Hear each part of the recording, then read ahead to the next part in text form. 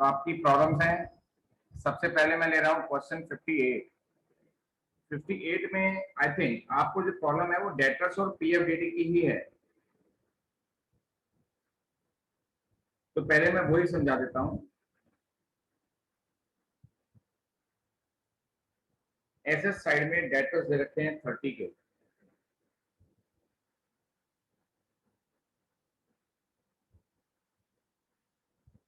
Liabilities में पीएफडीडी given है। ये पीएफडीडी लायबिलिटी में भी हो सकता है और एसेट में डेटर में से माइनस करता हुआ भी दिख सकता है। यूज एक ही है, मीनिंग एक ही है इसका। ये ओल्ड प्रोविजन है जो ऑलरेडी आपको गिवन है।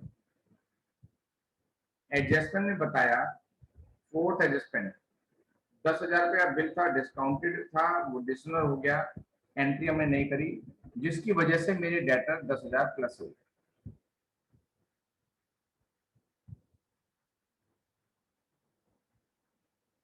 उसके बाद भी लिखा हुआ है कि P F D D adjustment number 6 में 5% बनाना है। कुछ और तो गिवन नहीं है ना जी, कुछ और गिवन नहीं। तो डेटर्स पहले बढ़ा दो, 40 के हो गए। नया पीएफडीडी बना दो,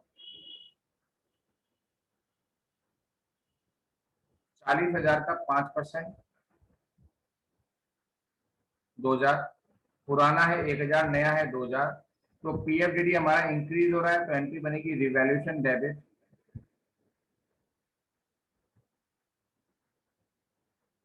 तो पीएफडीडी 1,000। अब जब बैलेंस शीट बनेगी तो वहां पर पीएफडीडी आप 2,000 दिखाएंगे, डेटर 40 हो जाएंगे पूरे।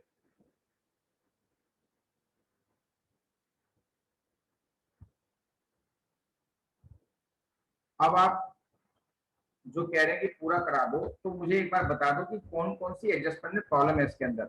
मैं उन्हीं ने कराया था क्योंकि मुझे क्वेश्चन बहुत ज्यादा डिफिकल्ट नहीं दिख रहा है। हैंड रेस करके बताओ आप कहाँ कहाँ पर और दिक्कत आ रही है। 58 में जहां जहां पर दिक्कत आ रही है मुझे बताओ बेटा। Raise your hand and ask the problem.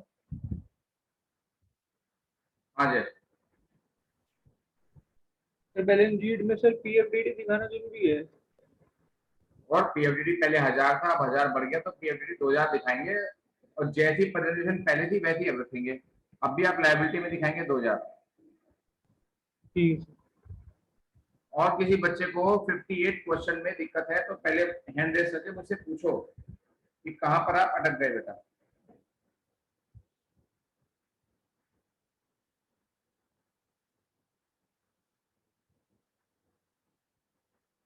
जी बेटा। सर यहाँ पे हमने 10,000 ऐड क्यों किया उसमें? जब कोई बिल डिसऑर्डर होता है, डिस्काउंटेड बिल, तो हम उस कस्टमर को डेबिट करते हैं ना, डेटर्स डेबिट टू बैंक। तो इस एंट्री का प्रभाव ये होता है कि डेटर्स तो हो गए प्लस और बैंक बैलेंस हो गया माइनस। ओके।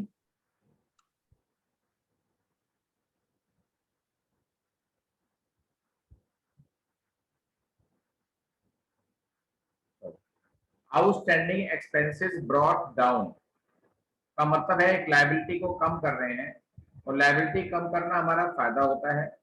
तो एंट्री बनेगी outstanding expenses account debit to revaluation account. Aditya, इसमें कोई और प्रॉब्लम है तो हैंड रेस करो बेटा। इसमें क्या पूछना है आपने? आदि सर नमस्ते।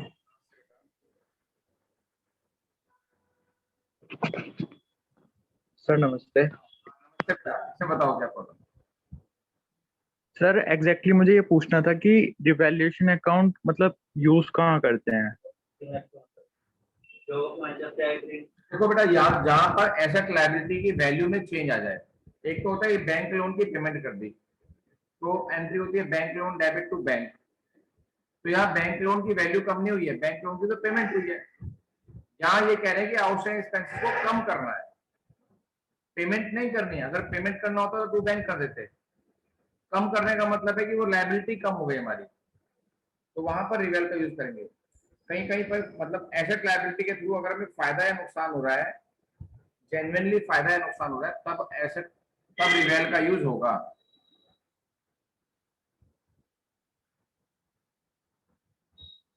ठीक है। 59 का सेकंड,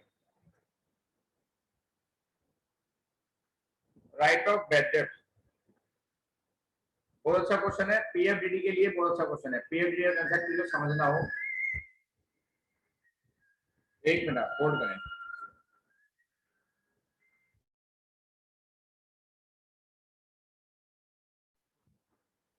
हाँ, क्या चल रहा था? I forgot.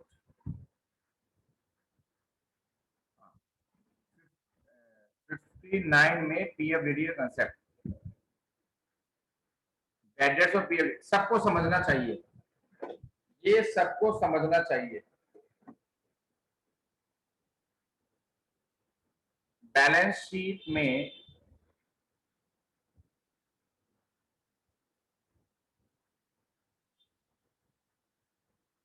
डेटर्स हैं 70,000 के,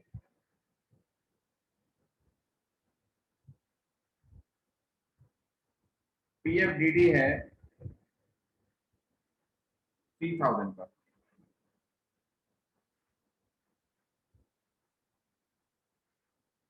बैड डेट्स हुए हैं 5,000 के।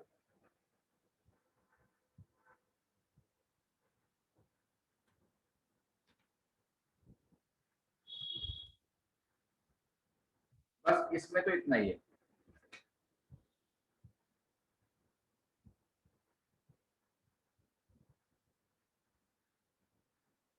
तो बेटा जब हमारे बैड डेट्स होते हैं तो पूरा का पूरा बैड डेट्स रिवैल्यूएशन में ट्रांसफर नहीं होता, पहले उसको हम पीएफडीडी से कवर करते हैं, क्योंकि पीएफडीडी हमने इसीलिए तो बनाया कि बैड डेट्स को कवर कर सकें।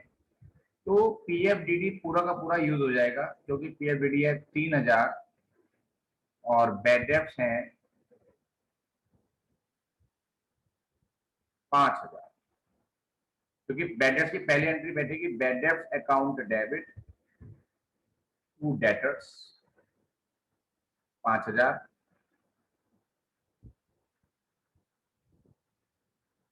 और दूसरी एंट्री ये बैठेगी कि बैड डेट्स को आप राइट ऑफ कैसे करेंगे।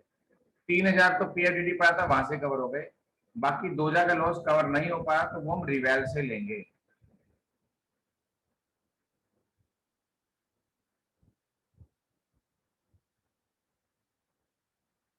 तो 59 में बैड डेट्स वाली एंट्री तो ऐसे होगी बेटा, नोट करो, प्रॉब्लम आए हैंड रेज करो। बैड डेट्स वाली बात 59 के अंदर कोई दिक्कत है या 59 में आपकी कोई और प्रॉब्लम है तो हैंड रेज करो बेटा।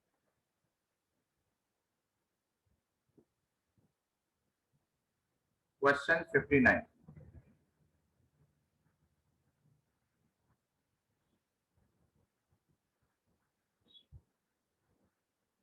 ठीक। एक क्वेश्चन मेरे को याद आ गया जो मैं बना के दे रहा हूं आपको, एक्स्ट्रा क्वेश्चन। बैलेंस शीट में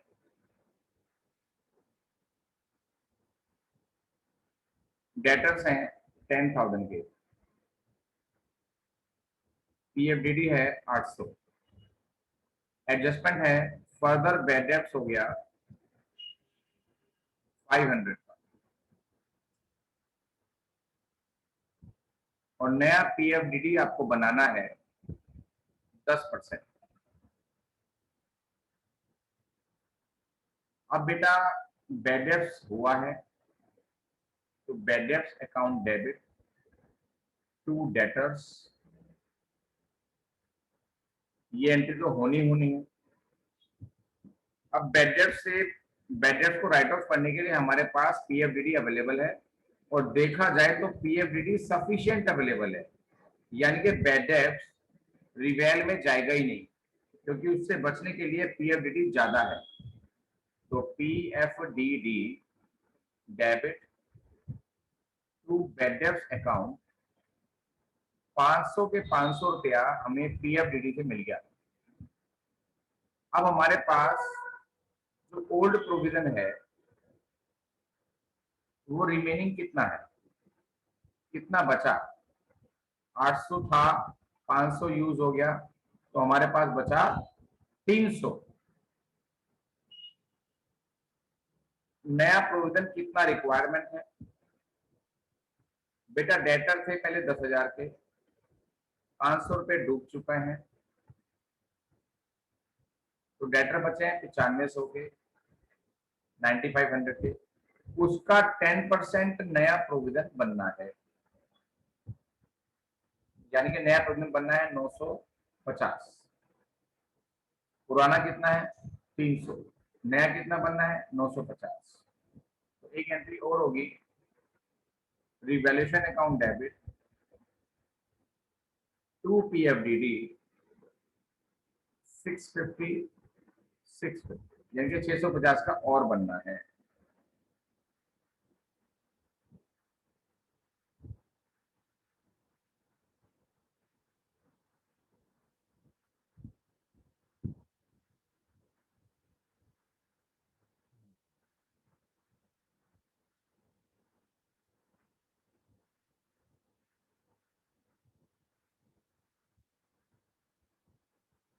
इसमें कोई दिक्कत हो इस कंसेप्ट में अच्छे से नोट करो, कोई भी परेशानी हो तो मुझे हैंड रेस करके पूछो मुझसे। ठीक है अंशिका?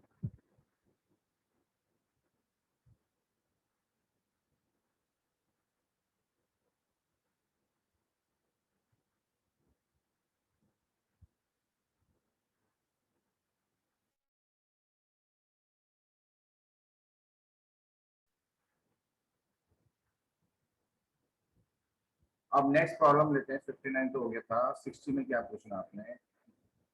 60 में थर्ड पॉइंट, फिफ्थ पॉइंट और बैलेंस शीट।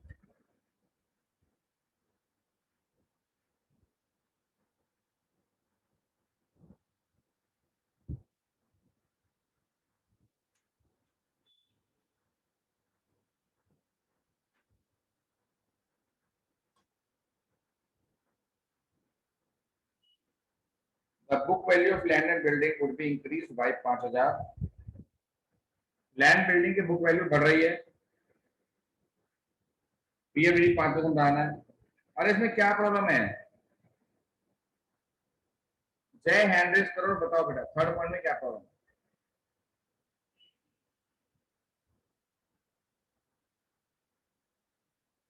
बोलो सर इसमें पीएफडीडी वाली प्रॉब्लम है सर। क्या प्रॉब्लम है बताओ।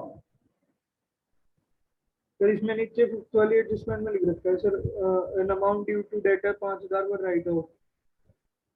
देखो ये राइट ऑफ हुए थे पिछले साल, इस साल नहीं हुए हैं, और उन्होंने हमें पीआर दे दिए, तो उसका डेटर से कोई मतलब नहीं है। ये पिछले साल के डेटर की बात हो रही है। पांचवें पॉइंट में, पांचवें पॉइंट का थर्ड पॉइंट से कोई मतलब ही नहीं है। पांचवा पॉइंट तो पैसा आ रहा है 3000 रुपए,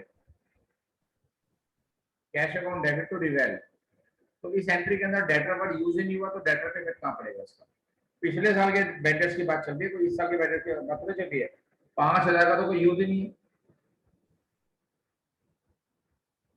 सर सीधा सीधा 25000 पे निकल जाएगा सर 5%।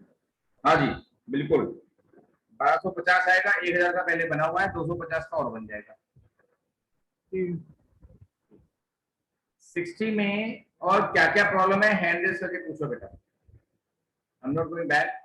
60 में क्या क्या प्रॉब्लम्स हैं हैंड रेस करके पूछो।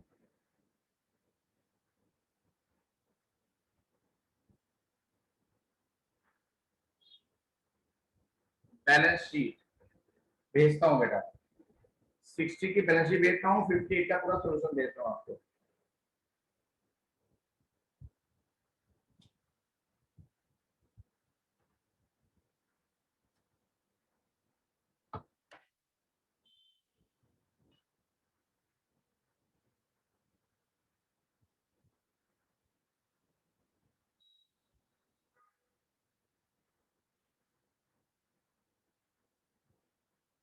सिक्सटी की बैलेंस शीट मैंने भेज दी।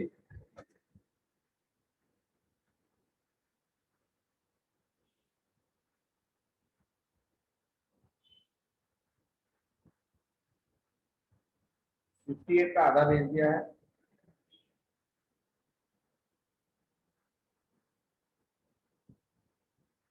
Now complete. 58 भी मैंने भेज दिया बेटा।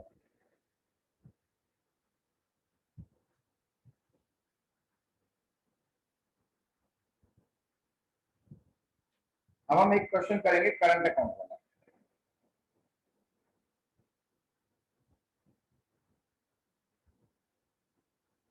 आप आ जाइए बेटा 55 क्वेश्चन पे। Question number 55।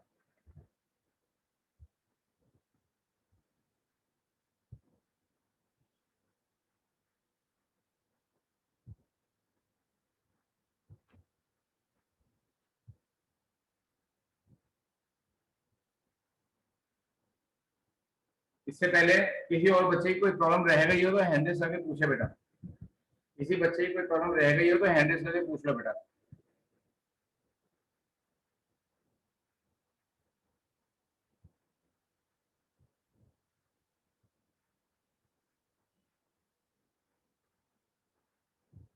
हाँ शिखर। सर आपने अभी जो 60 की बैलेंस शीट भेजी है उसमें कैश बैलेंस 21,000 दिया हुआ था और आंसर में 18,000 दिया हुआ है, तो कौन सा सही है? क्या चीज?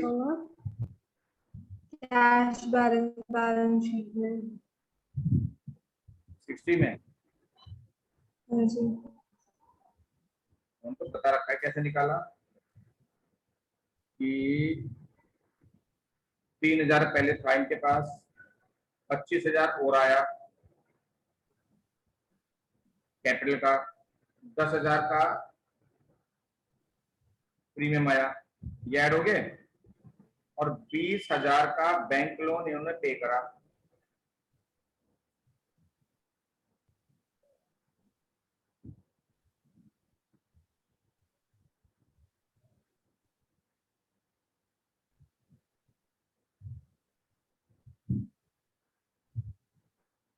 आपने कैश बैलेंस निकाला नहीं है?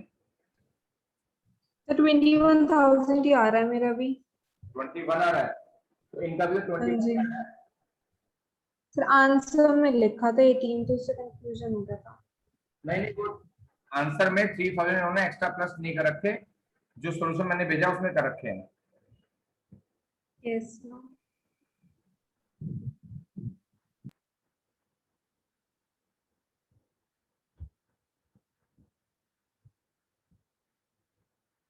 तो क्वेश्चन 55, जिसमें मैंने आपको बताना है कि कैपिटल अकाउंट के साथ साथ अगर करंट अकाउंट बनाने को आ जाए, यानी कि फिक्स कैपिटल मेथड में क्वेश्चन करने को आ जाए, तो हम कैसे करेंगे बेटा।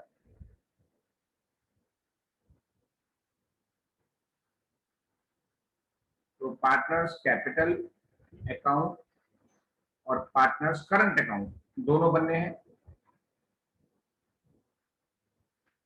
और मजे की बात है कि चार चार पार्टनर्स हैं इसमें, 3 पुराने,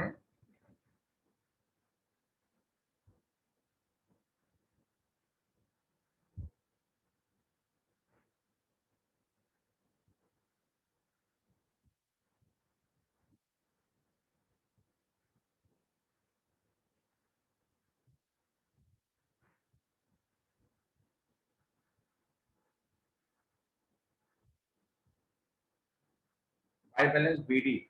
कैपिटल में कैपिटल ही आएगी, कैपिटल के अलावा कुछ नहीं आएगा, जो प्योर कैपिटल है वही आएगी बस।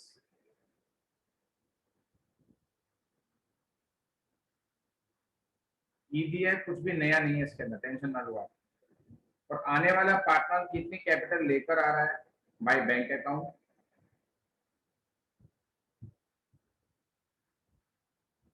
20,000।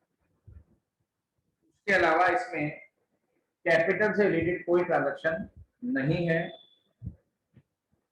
जो डायरेक्टली कैपिटल को अफेक्ट करती हो, या तो कैपिटल विड्रॉन या कैपिटल आ रही है एडिशन कैपिटल, बस वही चीजें इसके अंदर आती हैं, कुछ और इसमें नहीं आता।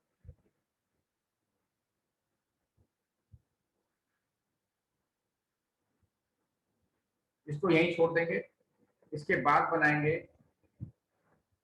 Partners current account. याद रखना प्रीमियम, रिवैल्यूएशन, जीआर, जितनी भी एंट्रियों में हम क्या करते थे, ये चीज पार्टनर्स में डिस्ट्रीब्यूट होनी है। प्रॉफिट है, लॉस है, जीआर है, ओल्ड गुडविल है, उन सब में partners capital account word use नहीं होगा जर्नल एंट्री के अंदर। पार्टनर्स करंट अकाउंट यूज होगा बेटा, पार्टनर्स करंट अकाउंट यूज होगा। हालांकि करंट अकाउंट में डी का कोई मतलब नहीं है, फिर भी बना दिया, कभी कभी हो जाता है मतलब। तो करंट अकाउंट के ओपनिंग बैलेंस यहाँ पर लिख देंगे बेटा। तो बैलेंस में गिवन है 332।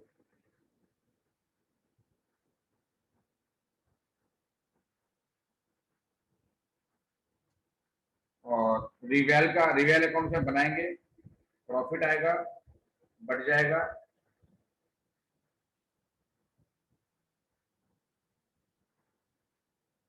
ओल्ड रेट में बढ़ता है तो ओल्ड पार्टनर ले जाएगा, ऑब्वियस सी बात है। प्रीमियम जितना ला रहा है वो भी बांटो, सेक्रीफाइस रेशो में 2800, 2100, 1400।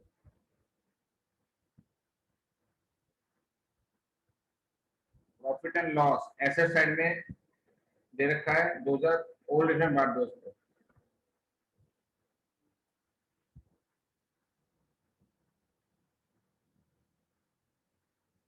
और कुछ इसमें आएगा नहीं, देख लिया मैंने क्वेश्चन पूरा। अब मजे की बात क्या है इसके अंदर, अगर क्वेश्चन में सिर्फ कैपिटल करके बैलेंसेस भी होते और नॉर्मल क्वेश्चन होता तो यही खत्म हो जाता, और दोनों में क्या होता, सीडी निकल जाता, अलग अलग काम खत्म हो जाता। फिर ये वाले सीडी हम बैलेंस शीट में शो करते, ये कैपिटल के रूप में और ये वाले करंट अकाउंट के रूप में। लेकिन इस क्वेश्चन में एक नई चीज और दे रखी है, एडजस्टमेंट नंबर एफ के बाद क्या लिखा है पढ़ो। All the partners decided to follow fluctuating capital method after the admission of D. D के एडमिशन के बाद वो चाह रहे हैं कि जो हमारा फिक्स कैपिटल मेथड है ये फ्लक्चुएटिंग कैपिटल मेथड में कन्वर्ट हो जाए। अब आपको पता है कि अगर फिक्स कैपिटल मेथड है तो कैपिटल भी बनेगा और करंट भी बनेगा, लेकिन अगर फ्लक्चुएटिंग कैपिटल मेथड है तो सिर्फ और सिर्फ कैपिटल बनता है। अब वो यही चाह रहे हैं कि फ्लक्चुएटिंग कैपिटल मेथड बने, तो यानी कि एक ही अकाउंट रह जाएगा कैपिटल अकाउंट। तो फिर करंट अकाउंट का क्या करेंगे, करंट अकाउंट का टोटल करो, पहले करंट अकाउंट का टोटल करके बैलेंस निकालो, पहले समझ लो ये लो। जो भी बैलेंस आएंगे, ये तो है ही नहीं, जो बैलेंस है उनको हम कैपिटल अकाउंट में ट्रांसफर कर देंगे। जो इधर आया इधर से इधर चला जाए बाय करंट अकाउंट।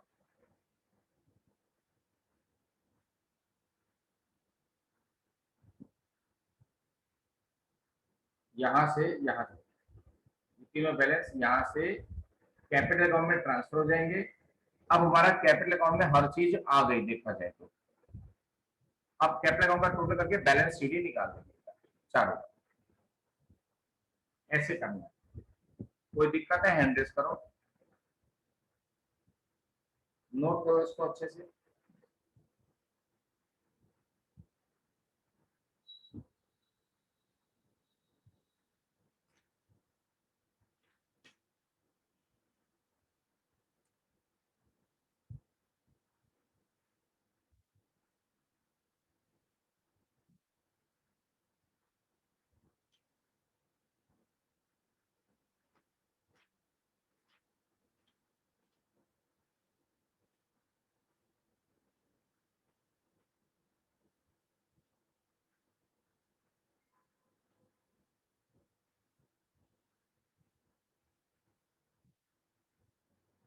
ठीक है, अब आपको क्या काम करना है, अब आपको ये देखना है कि क्वेश्चंस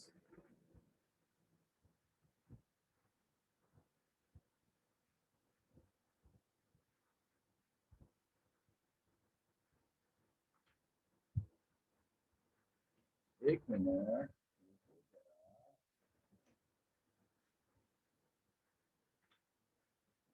आप लोगों को क्या होना है मैं बता दूं आपको, आप लोगों के बोर्ड एग्जाम 2 पार्ट में होंगे बेटा। पहला पार्ट आपका नवंबर दिसंबर में हो जाएगा, बोर्ड एग्जाम की बात कर रहा हूं मैं। दूसरा पार्ट आपका मार्च अप्रैल में हो जाएगा, और 2-4 दिन में सिलेबस भी आ जाएगा, 2-3 दिन के अंदर सीबीएसई का। और जो पहला बोर्ड होगा आपका, ये टोटली एमसीक्यू बेस्ड होगा। एमसीक्यू बेस्ड करने के लिए क्वेश्चन को मैं आपको बिल्कुल फॉर्मूला बताता हूँ। जो आसान तरीका है वो ये कि कोई भी चैप्टर आता है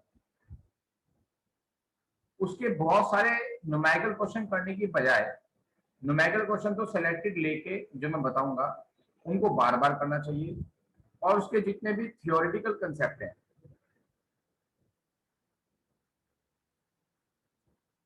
प्लस जितने भी रूल्स हैं, छोटे से छोटा रूल्स भी हो, इनको तो चाहे आप 10 बार कर लो चाहे 20 बार कर लो, कम है, क्योंकि यही मेन रहेगा एग्जाम के लिए। और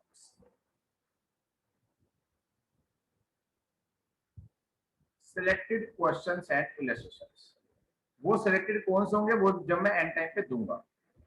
अभी स्कीम आने दो, स्कीम यही आएगी कि पूरा पेपर आपका एमसीक्यू बेस्ड होना है। पहला बोर्ड आपका, पहला बोर्ड जो पूरा एमसीक्यू बेस्ड होना है। हो सकता है सिलेबस में कुछ कट भी हो, इसलिए बहुत ज्यादा जल्दीबाजी नहीं करते। अब आपको क्या करना है, जो मैं आपको काम दे रहा हूं उसी चीज को ध्यान में रखते हुए दे रहा हूं। क्वेश्चन 46 से 60 के बीच में क्या क्या रिमेनिंग है, क्या क्या रह गया जो हमने नहीं कराया, या कोई क्वेश्चन छूट गया हो, तो वो आपको करना है। आज ये होमवर्क रहेगा, और चैप्टर वाइज आप थ्योरी पढ़नी स्टार्ट कर दो, एक 2 पेज उनकी प्रॉब्लम फिर लेंगे, चैप्टर वाइज लेंगे या पेज वाइज लेंगे, जो भी लेंगे पढ़नी आप स्टार्ट कर दो। इंपॉर्टेंट पॉइंट्स को भी अंडरलाइन करना है और प्रॉब्लम वाले पॉइंट को भी अंडरलाइन करके क्वेश्चन मार्क बनाना है, ताकि आप प्रॉब्लम पूछ सकें। ठीक है, बस आज इतना ही काम है। Bye bye.